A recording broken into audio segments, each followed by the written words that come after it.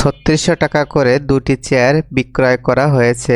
একটি ২০% লাভে এবং অপরটি ২০% লোকসানে বিক্রয় করা হয়েছে। সব মিলিয়ে কত লাভ বা লোকসান হয়েছে?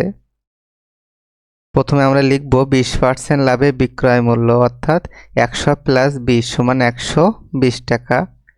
এখন বিক্রয় মূল্য ১২০ টাকা হলে ক্রয় মূল্য ১০০ টাকা।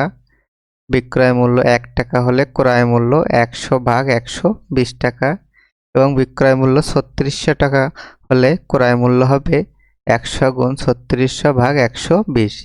এখান থেকে ক্যালকুলেশন করে আমরা পাবো ৩০০০ টাকা। আবার ২০% ক্ষতিতে বা লোকসানে বিক্রয় মূল্য ১০০ - ২০ = ৮০ টাকা। এখন বিক্রয় মূল্য ৮০ টাকা হলে ক্রয় মূল্য ১০০ টাকা। বিক্রয় মূল্য ১ টাকা হলে ক্রয় মূল্য ১০০/৮০ টাকা। সুতরাং বিক্রয় মূল্য ৩৬০০ টাকা হলে ক্রয় মূল্য হবে ১০০ × ৩৬০০/৮০। এখান থেকে ক্যালকুলেশন করে পাবো ৪৫০০ টাকা।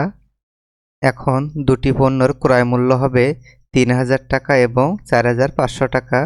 যোগ করলে আমরা পাবো ৭৫০০ টাকা এবং আমাদের দুটি পণ্যের বিক্রয় মূল্য সমান ৩৬০০ + ৩৬০০। যেহেতু আমাদের প্রশ্নে দেওয়া আছে ৩৬০০ টাকা করে দুটি চেয়ার বিক্রয় করা হয়েছে, তাহলে দুটি পণ্যের বিক্রয় মূল্য হবে ৭২০০ টাকা। এখানে ক্রয় মূল্য থেকে বিক্রয় মূল্য কম।